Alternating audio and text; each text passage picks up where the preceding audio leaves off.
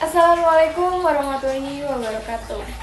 Pertama-tama, marilah kita panjatkan puja dan puji syukur kehadirat Allah Subhanahu wa taala yang telah memberikan rahmat dan hidayah sehingga kita semua dapat berkumpul pada siang hari ini.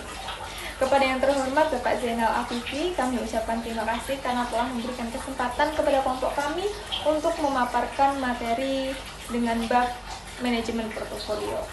Nah, sebelum kita masuk ke materinya, sebelumnya izinkan saya untuk memperkenalkan diri terlebih dahulu. Perkenalkan, nama saya Aulia Ansar Nurhana, NIM 2020-12082.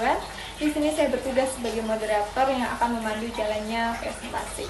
Nah, tentunya saya tidak sendirian karena saya ditemani oleh teman-teman saya. Yang pertama ada Yulita Ayunira dengan NIM 2020-12078. Ada Feby Arianti dengan NIM 2020-12081. Ada Amelia Koirunisa dengan NIM 2020-12093. Ada Lailatul Fitri dengan NIM 2020-12095. Ada Rachel Maulidia Stuti dengan NIM 2020-098 dan ada Anggi Praviti dengan NIM 2020-12099. Nah, kepada rekan pemateri, waktu dan tempat saya persilakan. Istilah portofolio berasal dari bahasa Latin, yaitu portefeuille.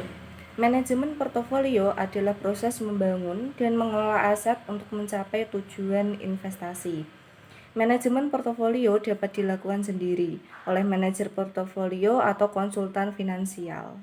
Proses manajemen portofolio oleh CFA atau Chartered Financial Analyst. Yang pertama ada perencanaan atau planning. Dalam perencanaan atau planning ini membahas tentang yang pertama, melihat sasaran-sasaran, batasan-batasan, dan preferensi yang ditentukan oleh investor.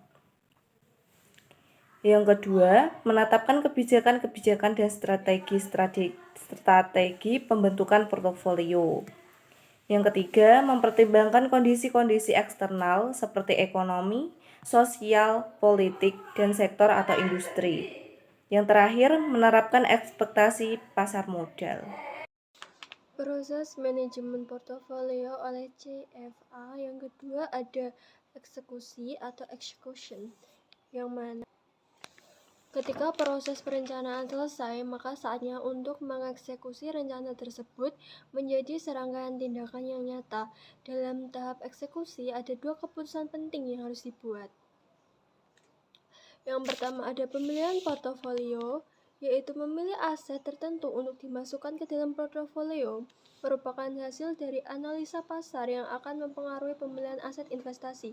Biasanya, manajer portofolio menggunakan teknik optimasi untuk menentukan komposisi portofolio terbaik. Yang kedua, ada implementasi portofolio. Tahap ini adalah perwujudan dari portofolio. Sebelum melakukan pemilihan aset, munculnya biaya-biaya lain juga harus diperhitungkan, mulai dari pajak, komisi, biaya administrasi, dan lain sebagainya. Oleh karena itu, eksekusi portofolio harus dilakukan di saat yang tepat dan dikelola dengan benar. Sehingga dapat dirinci bahwa eksekusi atau execution dibagi menjadi 3 tahap.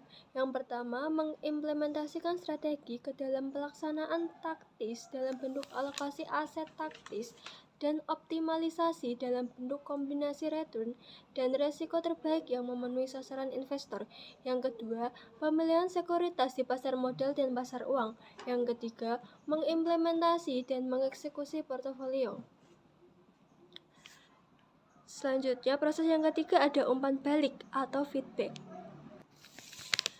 Feedback adalah tahapan saat manajer portofolio atau investor harus mengamati dan mengevaluasi paparan risiko terhadap portofolio untuk memastikan tujuan investasi dapat tercapai. Aspek yang perlu diamati secara rutin adalah kondisi investor, fundamental perekonomian, dan kondisi pasar. Selain itu, evaluasi terhadap performa investasi juga harus dilakukan secara rutin untuk mengukur pencapaian tujuan investasi seorang investor dan mengukur keterampilan dari manajer investasi tersebut. Setelah memahami pengertian manajemen portfolio dan tujuan dan jenisnya, maka umpan balik atau feedback dapat dibagi menjadi 3 tahap. Yang pertama, memonitoring portofolio dan merespon terhadap perubahan-perubahan input investor dan pasar. Yang kedua, menyeimbangkan portofolio. Dan yang ketiga, mengevaluasi kinerja portofolio untuk meyakinkan sasaran-sasaran investor masih terpenuhi. Dalam perencanaan portofolio ada 3 input yang digunakan.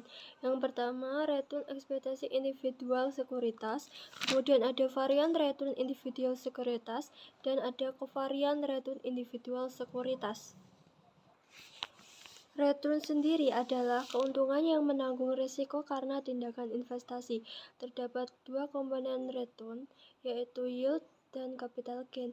Yield merupakan komponen return yang dapat dilihat dari aliran kas, sedangkan capital gain yaitu kenaikan harga pada suatu saham yang bisa ditafsirkan oleh investor. Materi selanjutnya yaitu faktor yang menentukan input. Yang pertama yaitu sasaran-sasaran investasi investor. Sasaran investasi investor lebih difokuskan pada pencapaian kombinasi retur dan resiko yang terbaik dari sudut pandang investor. Preferensi retur dan resiko investor individual lebih ditentukan oleh tujuan dan batasan dari masing-masing pribadi investor. Untuk investor institusi ditentukan dengan memperhitungkan tujuan yang hendak dicapai, toleransi risiko secara umum dari investor yang diwakilinya, batasan dan aturan yang berlaku secara umum, serta bersifat lebih jangka panjang. Untuk faktor yang kedua, yaitu preferensi resiko investor. Preferensi resiko investor individual akan sangat ditentukan oleh umur dan tingkat penghasilannya, hidup manusia yang lebih terbatas, dan tingkat penghasilannya yang berbeda akan mempengaruhi preferensi resiko investor sepanjang siklus hidup mereka. Berdasarkan siklus hidup investor, tukaran retur resiko umumnya mengalami perubahan sebagai berikut. Yang pertama yaitu akumulasi phase atau fase akumulasi, yang kedua consolidation phase atau fase konsolidasi, yang ketiga spending phase atau fase belanja, dan yang terakhir gifting phase atau fase memberi. Selanjutnya yaitu batasan-batasan investasi investor.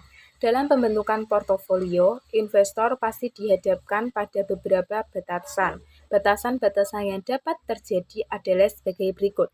Yang pertama yaitu likuidasi, yang kedua ketersediaan aktiva, yang ketiga yaitu horizon investasi, yang keempat peraturan-peraturan, yang kelima pajak, dan yang terakhir kebutuhan-kebutuhan yang unik. Faktor yang keempat yaitu kebijakan strategi investasi, di mana kebijakan investasi yang diambil termasuk di dalam informasi mengenai sasaran-sasarannya, batasan dan preferensi dari dana yang diinvestasikan. Yang kelima, pertimbangan faktor makro yang relevan. Dalam pengembangan strategi dan kebijakan investasi adalah penting untuk mengembangkan faktor eksternal yang terkait dengan investasi portofolio yang hendak ditentukan. Faktor-faktor tersebut adalah faktor ekonomi, sosial, politik, dan sektor industri. Dan faktor yang terakhir yaitu menentukan ekspektasi pasar modal. Penentuan ekspektasi pasar modal adalah mengekspektasikan kondisi pasar modal di masa depan yang harus sudah dipersiapkan sejak dini. Selanjutnya yaitu eksekusi portofolio. Mengeksekusi portofolio berarti membuat portofolionya.